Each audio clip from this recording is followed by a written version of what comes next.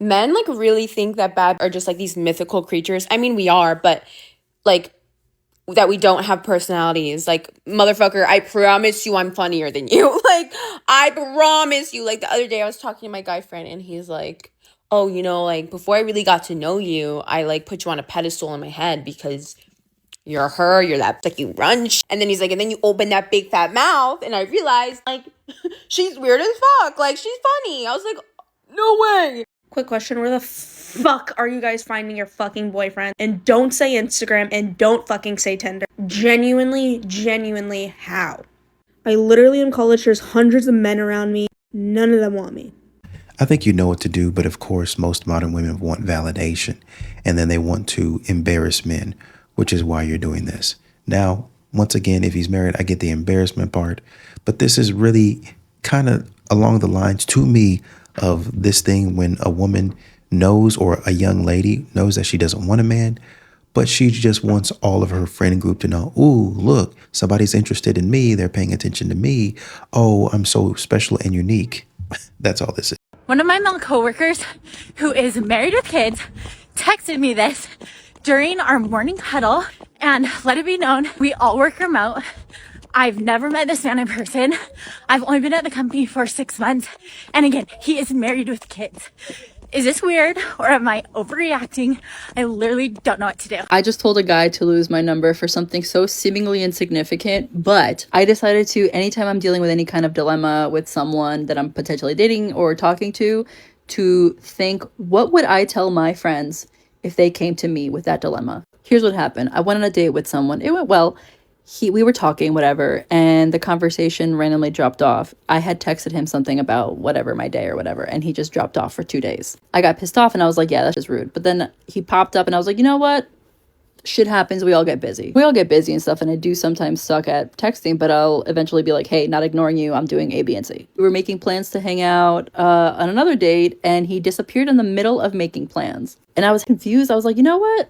If I came to me as my friend and I said what happened, what would I say? I would tell me to no.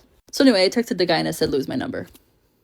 Yeah, it's not really surprising given that modern women give themselves bad advice anyway. So, I mean, I see where you're coming from, but, you know, you just told us that you be dipping out as well, and you don't be well, I at least give him. It doesn't matter whether you at least give him this or that. The fact of the matter is, you're just as inconsistent as he is. It's just he happened to annoy you that day. Get off your high horse. You'll never see a middle-aged man trying to make friends with a 19-year-old boy, right? Why? Because a 19-year-old to him is too immature and not on the same level. But when it's a 19-year-old girl, all of a sudden, she's so mature enough to be a wife. And this is where the double standards get real. This is not about maturity. This is about control and power dynamics. They don't see these girls as mature. They see them as easily manipulated young girls who they can control and who will put up with their... I'm not making a dig at age gap relationships as a whole, but at recognizing the dynamic where the difference is control versus respect. Middle-aged men only see 19-year-old girls as mature when it suits their predatory behavior. Do you ever think that maybe these young ladies are just carefree? And after being in a relationship for 15 to 20 years with a woman that says the same thing every day, over and over again, nagging, never happy, took all my money during the divorce, maybe I just want to cut loose and have some fun because I'm tired of being around this nagging behavior. Has it ever crossed your mind? Is it Christmas Day? Because you look like a present I want to return. Return! Why are you returning? What? Return! Why are you returning? The present you want to open. No. Yo, I saw a dude on this app say that he was like wanting to hook up with this girl. So he figured that she had like a 6-date rule or like a 3-date rule. So he made sure that he like made a date, like 3 dates in a week. I was a victim to this. I was like, why does this guy keep making plans to see me? Like, he wants to hang out with me so much. He loves me. He was fast tracking. Literally, he made a date like every other day. I was like, whoa, like this is crazy. Damn. And this is exactly what I'm saying. These modern women get out here with these dumb rules and they never really actually sit down and get to know the person.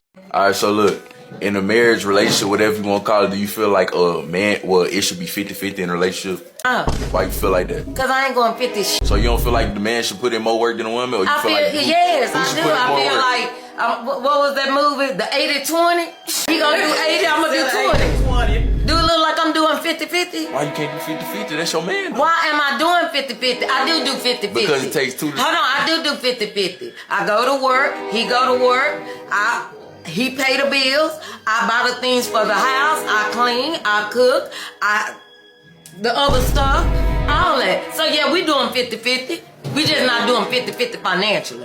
Is the bedroom important? Absolutely. She's too crunk, but she's actually doing what she's supposed to be doing. She said, I buy the stuff for the house, I cook, I clean. Well, then there you go. You're doing what you're supposed to be doing. That's what most men are asking women to do. Most of these modern women don't be doing that. I hate that it's like, because I'm an ambitious girl, I look good, I have a lot going on. Why am I overqualified? Because I feel like, I don't know what they feel like, but why it's like you be overqualified for looking good, having your shit together, working hard? Like, why is it like that in the dating world? Like why can't it's like you overqualified for being a baddie, like for being a baddie and a boss, or being a woman with an overly driven, like, and then men always be like, no, the right one. Well, I ain't seen it yet, because after a while, all these men get a little intimidated. Whole time, you just be wanting to come home and be a lady, kick your feet up, but it's just like, nah, I'm scared of her. She dangerous, because whatever reason they thinking, like, what's that? What's the science to that? Somebody in the comments said, just lead with a nice personality and not the credentials, and you'll have better success. I totally agree. I am so over the male species as a whole right now that, like, if you want to go on a date with me, get us a room on the strip at a resort. Get me a spa to the get me a pass to the spa for a nice massage, and then take me to Carbone. And if it's not that, I'm not gonna waste my time. I'm literally too pretty for this. I cannot do that. I got tagged in this video and I almost didn't stitch it, but you guys want me to tell her. So here it is. Look, a man's gauge of attractiveness is impacted by what comes out of your mouth. So whether or not the men commenting on your video realize it, they are being impacted by what you are saying. Because men find entitlement to be so unattractive. The main reason for this is because men at a very young age are trained and conditioned to not be entitled. They have to work hard for what they have. So when that man is looking for a life partner, he needs somebody that helps him and supports him, not somebody that just demands more. I'm so glad there's some women out there that understand it, because there was somebody in the comments that said these are anniversary activities, not first date activities. What the heck is this woman talking about? I'm not giving you a spa. I barely even know you. Potential hot take, but can boys stop responding so fast, please? It's such an ick to me. People like her are the most annoying people on this entire app. That guy responds to you quickly because he's into you. And I'm also going to tell you that if a guy doesn't respond right away, you may never get a response, because he's going to respond whenever it's convenient for him. If he has his phone on him and he's looking forward to talking to you, he's going to respond right then. If he is intentionally waiting because you are playing this weird mind game, he may forget altogether. Then you're going to be upset that he forgot. And if you ask him why he didn't text you back, and he was like, well, you said that I text back too early, so I figured I would try to wait for this like imaginary time that's the perfect time to text back, which doesn't exist because you're crazy, and I forgot. You'd be so upset. Let's be honest. People like her should just be single. Or they should just date the wrong kind of person over and over again and get their heart broken until they wake up. Because newsflash, history is the best teacher. Guys, don't listen to ignorant women like her. Trust me on this. If you're into a girl and she texts you, text her back whenever you want to. There is no magic time. You're either going to do it way too fast or way too late. You're either going to be overbearing, you're obsessed with them, or you don't like them at all in their mind, in the wrong one's mind. It's never going to make sense. So basically what's happening here is that the woman is trying to get the judge to nullify a previously signed prenup by both parties. So let's see what happens. At that time when you separated, did your wife leave the marital residence and go to another state? She did. She was removed by the police from the residence. Is there any reasonable expectation of reconciliation with your wife? No, Now, you don't have a final decree, but you had a prenuptial agreement. Is that correct? that's correct. Okay, and that's her signature and your signature on the prenuptial agreement. That's correct. Any objection, Miss Fun? Okay, what's your objection? This prenup was made in scratch. It was signed by both. It has scratches. It was not legalized. And I don't think a document like that could be a valid prenup. It was not signed by a notary or a lawyer, and it is totally a scratch. Okay, Mr. Starr, your response. She's Okay. making a legal argument that it's not a valid prenup because there's some formalities that were required formalities that were not attended to or in the document. Mr. Minuska, did you have a lawyer draft this? Did you, I did not. okay. Well, it's an opposing party statement, Your Honor, and they're both of sound mind. And they agreed to this going into the marriage, and parties are able to contract among themselves. And this is a contract between two parties. All right, you want to put it on the screen? What would you like the court to do? I would like the court to grant me safety and security in this country by having health insurance provided by my husband, from Ireland, of course, because I moved here and I now have no family, no nothing here, and I need to start my life. It's sounding like she signed an agreement, and I would have loved to have him get that thing notarized so that it's no question. The state's going to say, oh, it's notarized, that you signed it, bada bing, bada boom, end of story, that sort of thing. Or at least you could have said, no, this is recognized, this is signed by somebody that's authorized to sign this, and you could at least fight it from that perspective. But really what it sounds like, just in my opinion so far, is that she's come over here and she doesn't want to be with him anymore, so she wanted to go do her own thing, which might have been her plan all along. I also would like to be granted part of the LLC money, plus I help him running the Airbnb, and I help it taking care of the tenants of the Airbnb people. I help it with the yard. I help it painting the house. I help improving the house for the rental income that he was making. So I would like to have granted some of that money from the LLC. Also, also be part of the Kalama Street house. And also I would like to have the total value of the Jeep in my name. I just wonder if when she says she wants part of the business, she means like give me half of the earnings for this amount of years, say from 2019 to 2022. Let's just throw a number out there, or a year range out there. Do you want the revenue from that now? Like we have that revenue, we split it? Or are you saying you want a piece of the business going forward? Because absolutely not. After you leave, after this divorce is done, we're not going to continue on this.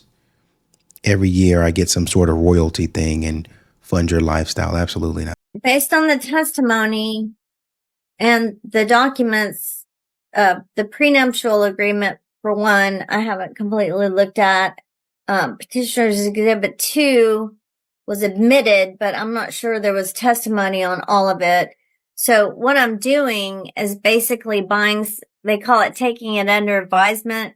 Some people say taking it under avoidance, but actually I need to lay everything out and see what was pleaded and what testimony supported those pleadings, and, what the prenup actually says, because I didn't see all of it. So, that would go into my, decision on a fair and equitable, division of the marital estate. And, based on the testimony, whether the house was separate and what's the deal with the LLC and the Jeep and all that. So basically judges take things under advisement when they need more time to look at the documents? As I have the knowledge, also the 401k savings, that it's also part of the community property. All right. I'll put that down on your closing argument to look at the 401k and see how that should be divided. All right. Like I said, if you signed the document, then you signed it willingly. And now, of course, which is what a lot of modern women want, because they decide, I want to get up and leave. But I don't just want to leave. I want to leave and have my life taken care of. I want to go out and take your money and find another man. Then 4 or 5 years down the road, write a book about how I found life, love, and happiness through my Lord and Savior, Jesus Christ, kind of nonsense with his money. Oh man, God gave me a financial blessing. He did? Yeah. When I took my ex to court. So it's not really him. That's just you being conniving and greedy and trying to take everything. Well, we can split the business, but I want the Jeep in my name. That's interesting. That's interesting. Why don't y'all sell the Jeep and split the proceeds of that if you want to be fair and equitable, right? It's always some type of nonsense with these modern women. Always some type of nonsense. I would have loved, once again, for him to really get that thing notarized. I know, and it was a great first step for you. I got to say, it's a great first step for you to go and at least put something on paper, get both of you to sign it. That's why you even have a fair chance, fighting chance right now, or you would have had nothing. But the fact that we're even discussing it right now to see, okay, let me go back and review it. Now it's notarized. Did you sign it? Yes. Okay. End of story.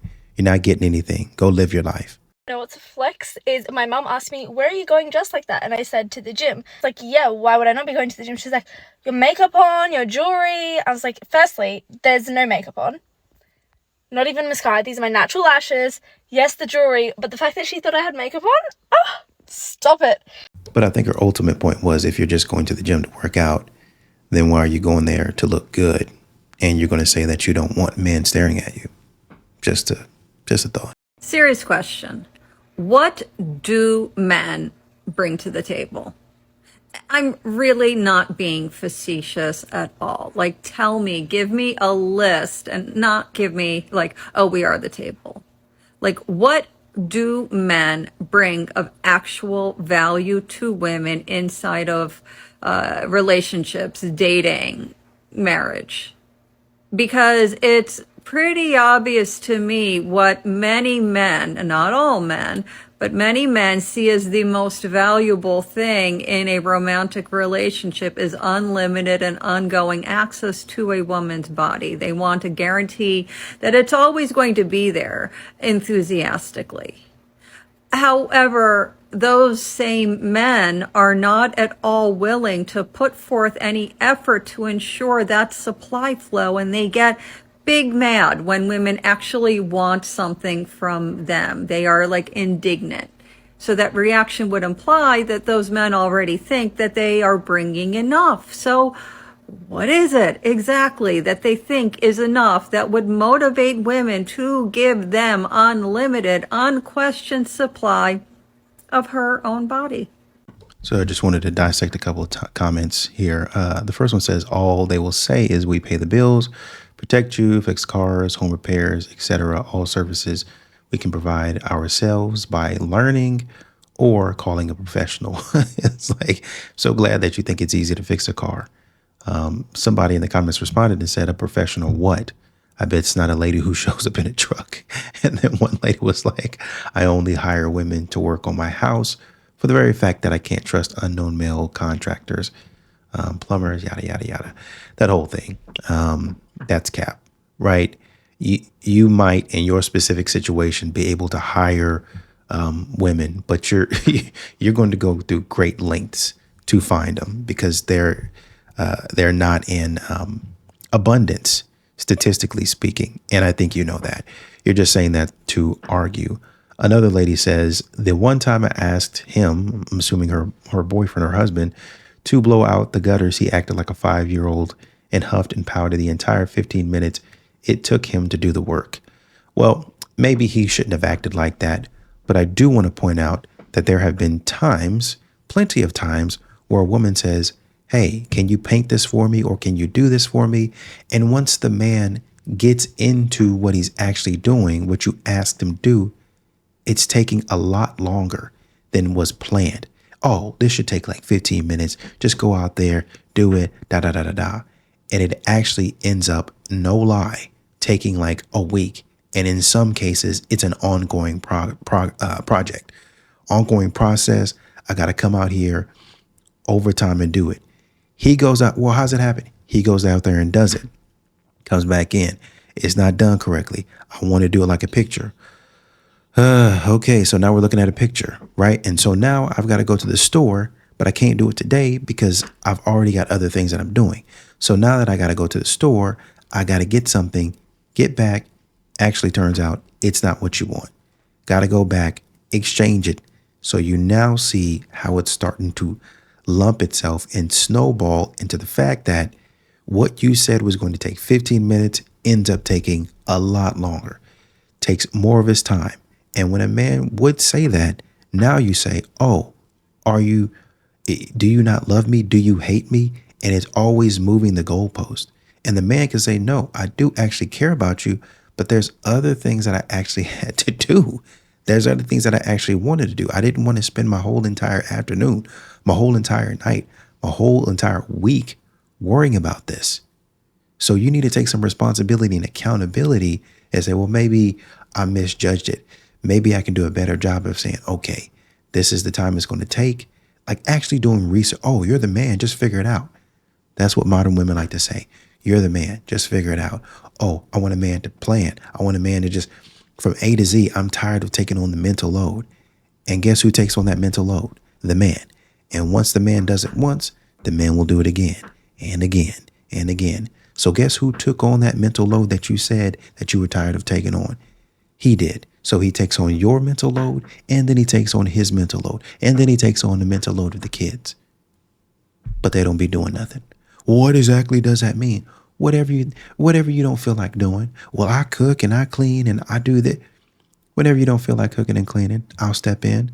And even when you do feel like cooking and cleaning, I'll step in because I don't want you to say that I'm a bad husband, right? When you don't feel like taking the kids, I take them because, oh, well, you should. We're both parents. But I take them. I make sure that you're okay. I make sure that the whole house is okay. Oh, he just gets it. So basically, these modern women want a man to run around for them. They'll never say it. They want a man to run continually give me all your attention. Run around for me. Only do what I want you to do. Be at my beck and call. Act like the man don't have no life, didn't have a life before you, wasn't doing other things before you. Modern women don't think about that. And they waste a lot of the man's time. So what the man is bringing to the table was all those things. You two just have to work together and say, okay, I've got to go do this. And you actually accept what he's doing as important, because nothing that y'all be talking about, nothing, whenever a man does something, it's never important. Oh, the woman sat up here with a stupid self. Well, let me not say her stupid self. Let me just say what she said was dumb. She sat up here with this ignorant statement and said, all they will say is we pay the bills. What? All they will say is we pay the bills. You have to go to work to pay the bills. Men are out here. Some dudes getting up at the crack of dawn, not coming home until the sun has gone down. Oh, yeah, every so often you'll be all right. Every day they're doing it. 6 days a week they're doing it. And some of these dudes out there doing it every single day for their family. All we do is pay the bill. That's so dumb. Protect you. Protect. All they do is protect. If somebody comes in and starts wrestling, who's going to have to wrestle him? This man might be jacked, looking like LeBron James, 6'8", 250. Me coming in, 5'9", 180 pounds. What? This man got almost a 100-pound advantage over me. What I'm going to do with that? But I got to do whatever I can to make sure, even lay down my life to make sure that he don't take you out. I got to tell you, run, call the police, just get out of here. I'm going to take care of him. And take care of him means me getting to keep it PG, messed up pretty bad. Fix your cars. once again, just more stupidity. Just more stupidity. You need extensive knowledge to fix a car. And you also need to understand that if you don't fix that car, that thing, not only will it malfunction, it will literally, quite literally, in some blow up in your face. But let's say that's too extreme. You don't know what you're talking about. The car never blows up. Okay. The fact of the matter is, if the car don't work, you can't go to work. So guess who has to spend all night? Well, I'm up with the baby all night. Guess who has to spend who has to spend all night making sure that car's fixed so you can go to work? So you can be the strong, independent woman. That's right. The man does. The man does. What are you talking about? Home repairs. Once again, same thing with the car. Oh man, I love a handyman. I love a fixer. They gonna say stupid stuff and think that it makes sense.